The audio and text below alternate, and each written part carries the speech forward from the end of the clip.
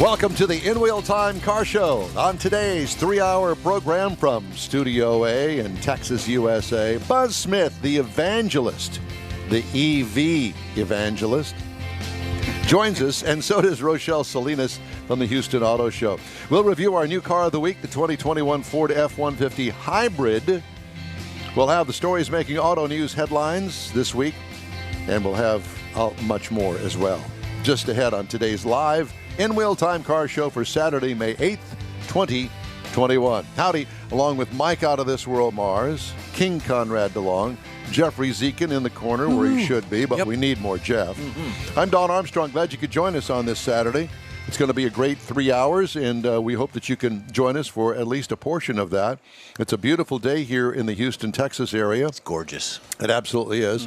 No clouds in the sky. High temperature today, close to 90 degrees. Could be a little sticky. 90? I thought it was like the 80s. It's going up that high, really? It's supposed to be high 80s. Yeah, summertime is here. Just about. Yep. Wow. Yeah, we had our week of spring, so let's go straight into summertime. Yeah, last week we were at the wonderful Keels and Wheels event down along the bay here in the Houston area and at Lakewood Yacht Club, and it rained the entire show.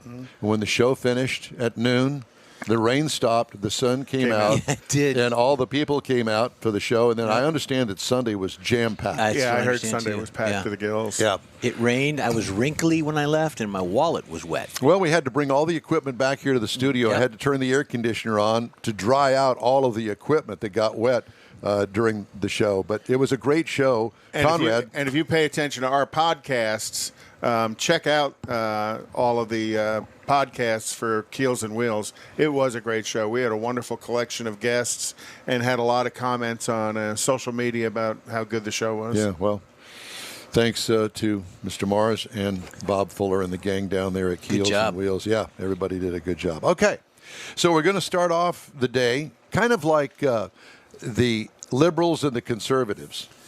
Well, this is just going to be an electrifying interview. It truly is. Are we And going to so- have any jocularity in this segment? Oh, jocularity, the word of the day, ladies and gentlemen. So let us go right now to the Dallas-Fort Worth area. Here he is, EVangelist Buzz Smith. Mr. Smith, good morning to you, and thanks for joining us.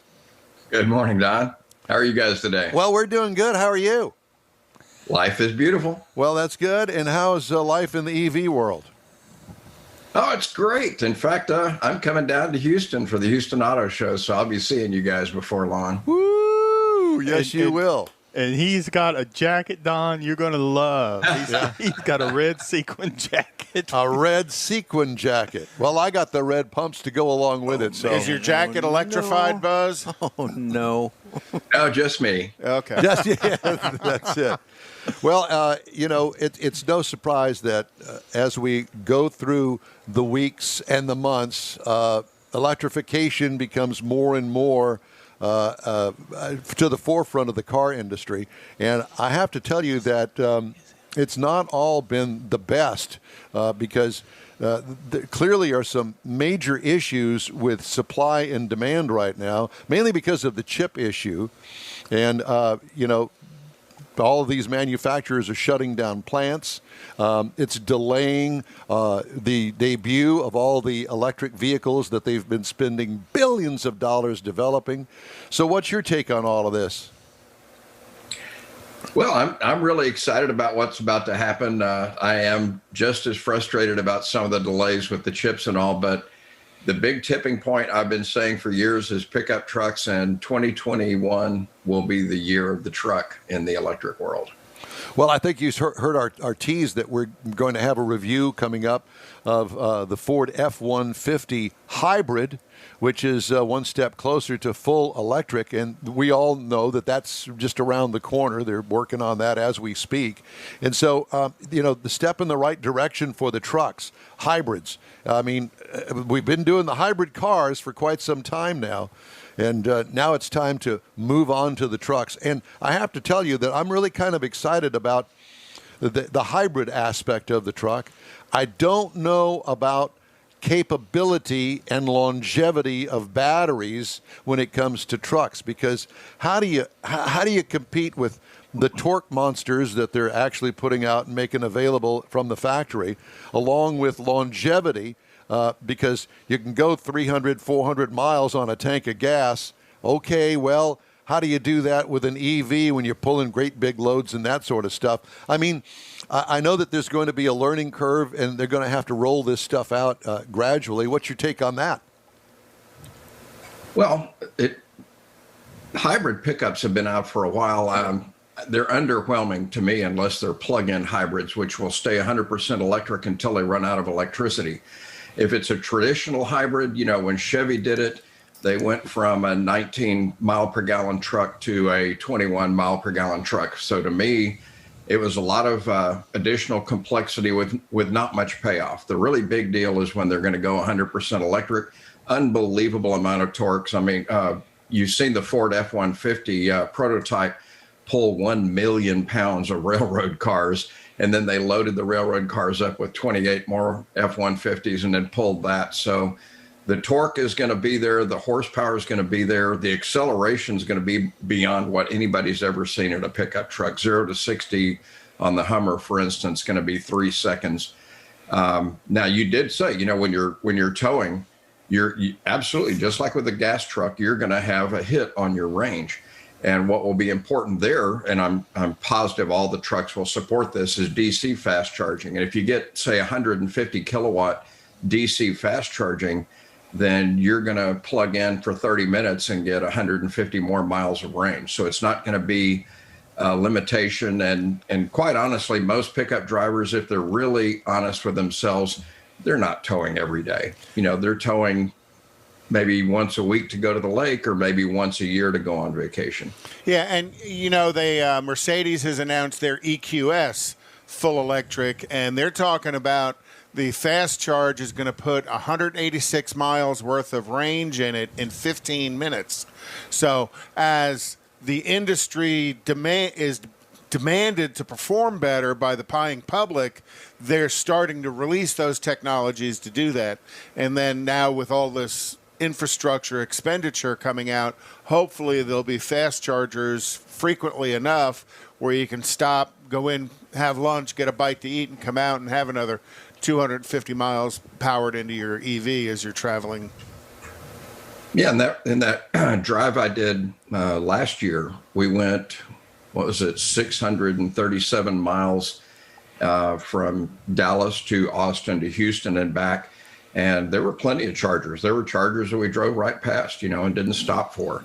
And the times that we did stop, we timed it so that it would be during meal time, so that we would stop, have a meal while we let the car charge, go back to the car and hit the road again. And that was just a Bolt EV with 50 kilowatts of charging capability. There are going to be cars coming out that are going to have 150, 300 kilowatt charging capability, which will be very, very fast. But again, 90%, 99% of the time, you're going to plug in at home. And if you're driving 40 to 50 miles a day, I would encourage people to try a 110 charger. Don't go out and spend money on a level 2 charger if your daily commute is 40 miles a day or less. You're spending money that, it's going to happen while you sleep anyway. Why worry about how fast it does it? So, Buzz, speaking of that, so that's one of the things, like on your trip, it's kind of a different mindset, because I was talking to my wife about it. She likes her car. Well, now they have a hybrid version of that, and they're going to come out with the EV version of the same vehicle. And I mentioned to her the way that she drives, it'd be great. I mean, she doesn't go more than 20 miles a day, and it's all within 10 miles of the house. Actually, it's with probably about 3 by the time she goes to see school, kids, grandkids, all that good stuff. And so to me, it would fit that driving pattern. But then occasionally she wants to go down to the beach. Well, that's 75, 100 miles down there, and then it's got to charge to get back the way it is right now. So her answer was no. Well, but you can go, a lot of these charges now are going 240. They're pushing 300 miles on a charge. Well, if you can get something like that, but in the little bit bigger SUVs haven't quite got that far, not in the brand that she wants anyway. Well, it would depend on the brand. I mean, most of the EVs coming out these days have a minimum of 200 miles of range. Right. So going to the beach and back is going to be no big deal. Once you get home, if you're driving that far on a fairly regular basis, I would say get a level 2 charger. They're not very expensive, and they'll charge the car about 25 miles of range for each hour they're plugged in at your house. So you just bring it home, plug it in. 10 hours later, you got 250 miles of range. See, something like that would work. Yeah. Are the manufacturers still giving incentives for putting in a home charger once you buy that particular manufactured vehicle? I'm sorry, can you say that again? I can barely hear you. A manufactured vehicle, are they still giving any type of incentives or rewards to the purchaser to install a charger at their house? Yeah, in fact, in the Chevrolet world, the Bolt EV, the new one, the 2022 that's coming out, when it's been redesigned, and the Bolt EUV will both have you can get a level 2 charger installed at your house just as part of the deal. And government incentives are still there. 30% of the cost of installing the charger, and that includes adding the electric circuit if you need to do that, up to $1,000 is available as an income tax credit. Beyond that, are there like tax savings, and when you do your income tax and things like that, are there savings that way as well in the future?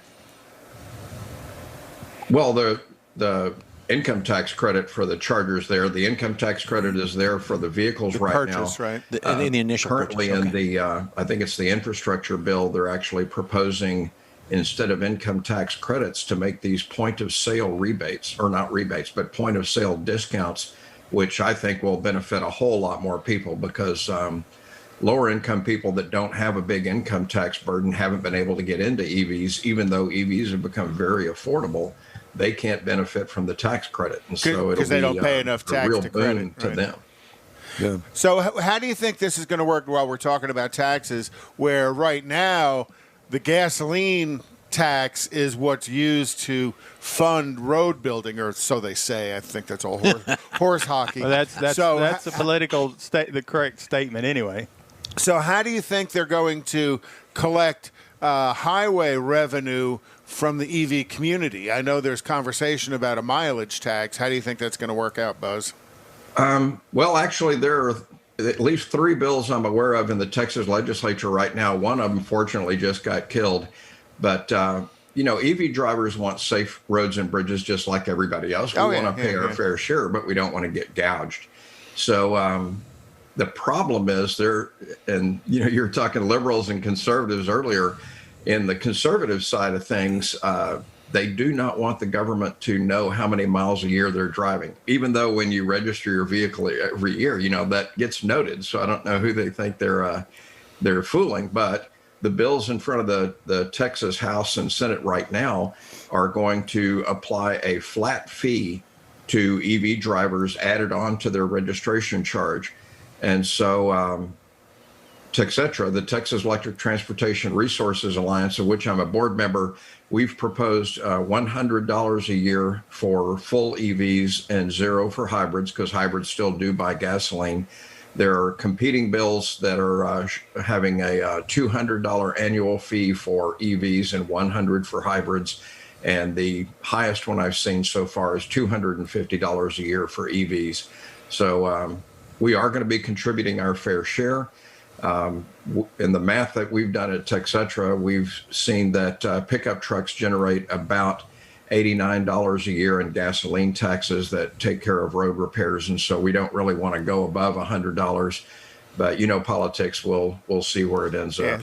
They'll take all they can and then turn you upside down and shake all the money out of your pockets anyhow. Again, yeah, and the average, I think, for the AAA is about 15,000 miles a year. An average vehicle is driven. And that varies depending on location. Well, average. It's an average.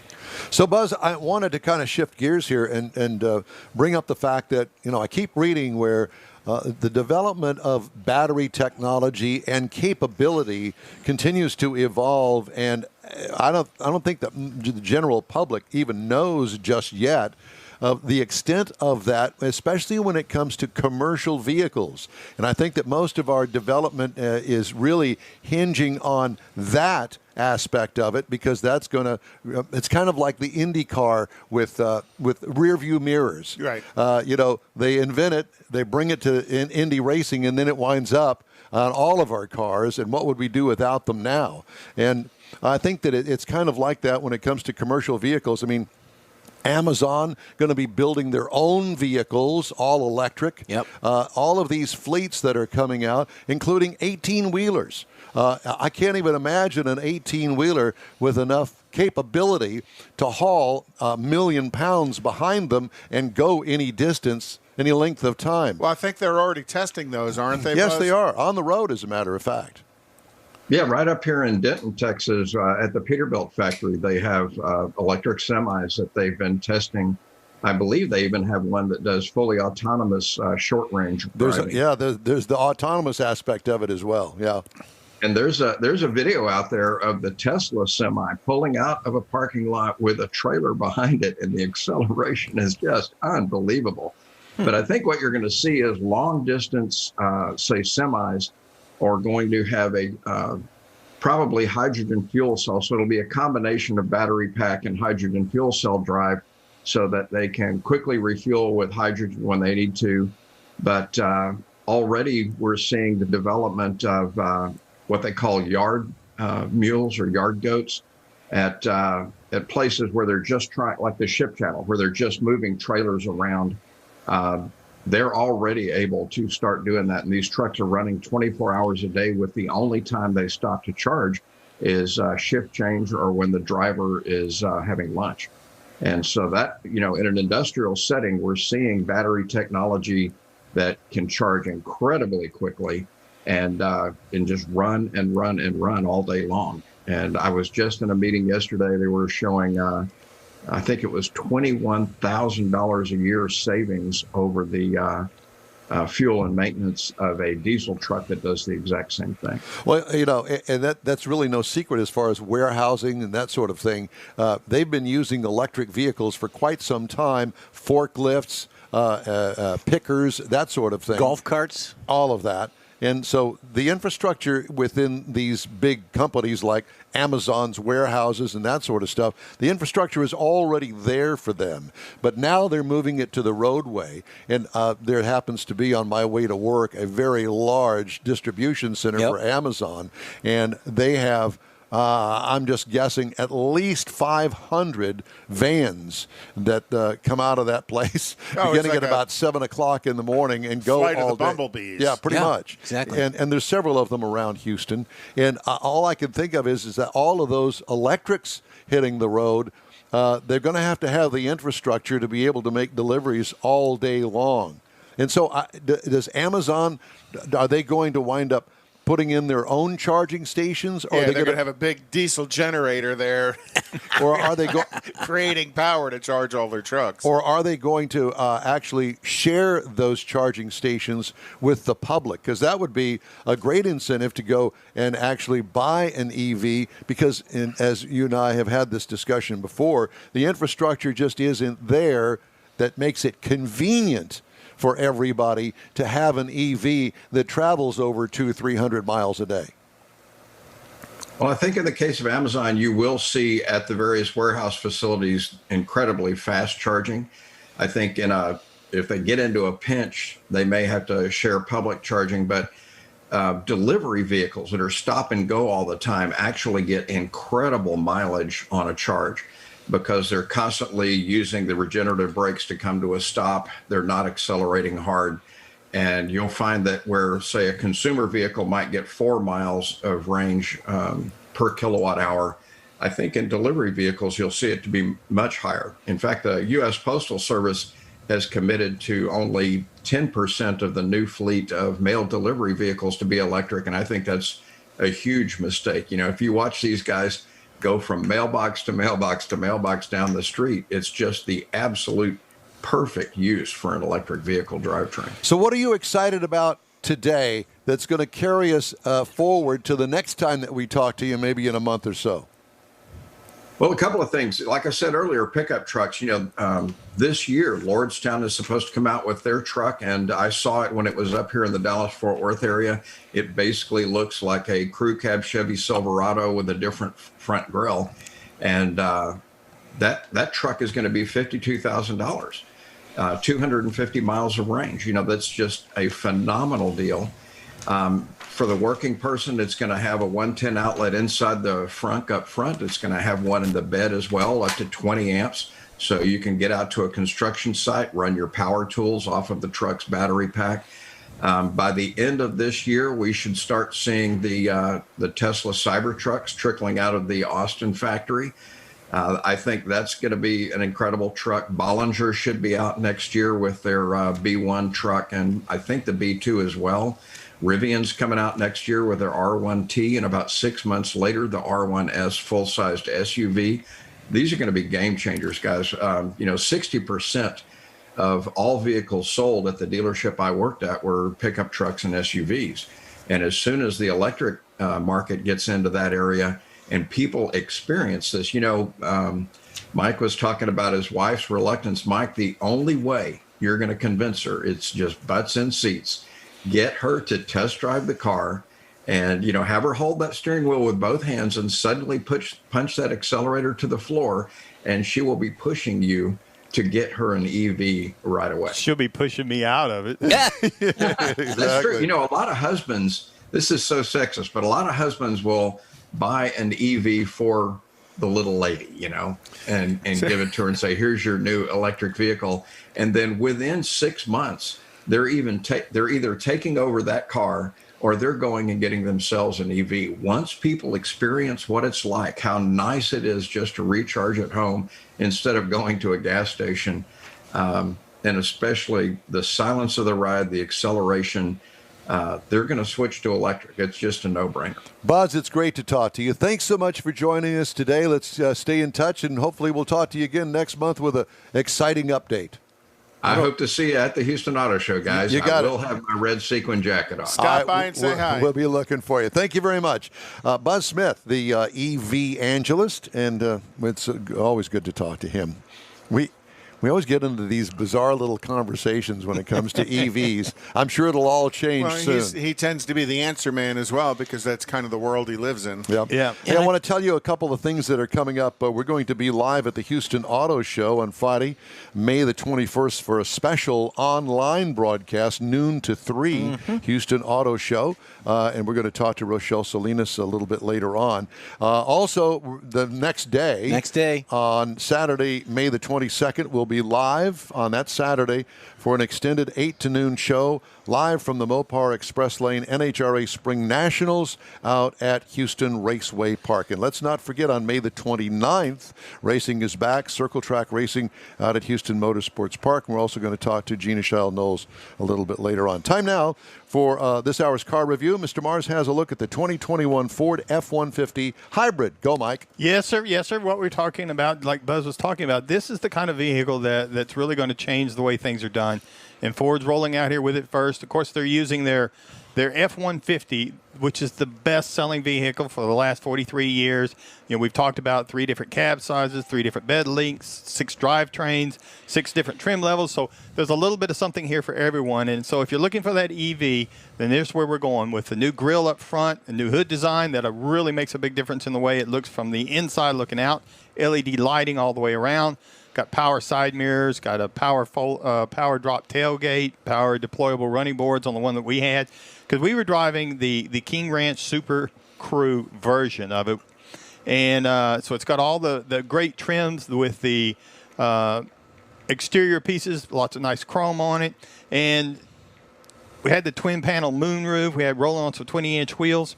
And then when we got to the inside of it, we had the Kingsville leather interior. Now, this is all the King Ranch stuff with a big running W on it. It's got the very Western cowboyish type look, very Texas. First and second row seats were heated, 60/40 fold-up rear seat. We had the landscape optional that you can see in this picture right here, 12-inch screen. It goes vertical. That's huge. Horizontal instead of vertical. Nice. And it came with a 360-degree camera. That's a real nice feature around on this vehicle, particularly if you got it loaded up. One thing we wanted to talk about real quick up under the hood, the 3.5 Power Boost V6 is a twin-turbo engine, 430 horsepower, 570 pound-feet of torque. And it's backed by a 10-speed that they've specifically configured for the hybrid vehicle and this hybrid engine and powertrain. For example, they've got a belt drive water pump where a lot of people have gone to electric, but it's also a belt drive starter for the fuel engine. Interesting. As part of it to take some of the load off of it. It does have a 700-mile range with a 32-gallon gas tank as a hybrid. Dang. EPA says 24 on the city, 24 on the highway, combined 24. I got 22 out of it. I mean, pushing it around a little bit. One thing I noticed, though, in driving it, it's very quiet. It's got a lot of smooth power, but it doesn't take much to get it off of the EV mode into the fuel mode.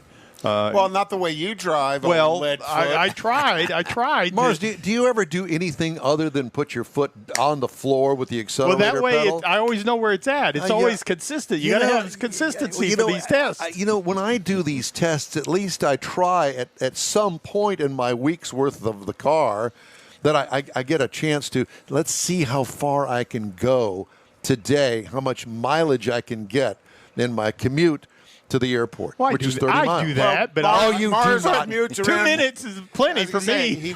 2 minutes and he's across Neaterville. Exactly.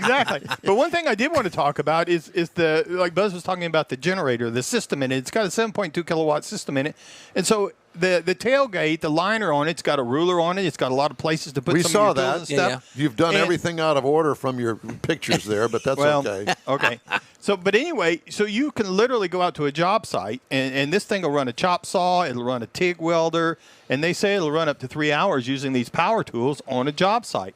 And so you don't have to necessarily carry a generator with you because you've got this. And so it's very much oriented to that working guy.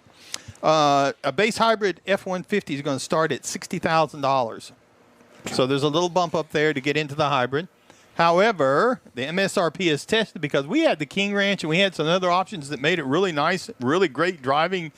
Ooh, I like that vehicle. It is but nice. Unfortunately, it is $76,175 as tested. So can you get the high wattage hybrid in the XLT white truck, the work truck? I saw it in a Lariat. I don't know. I did not look to see specifically if you could do that, but I would think so. Which is the base. Well, no, that's because the workman's battery truck. is underneath the rear seat, so you got to you're going to have to get to a crew cab. Okay.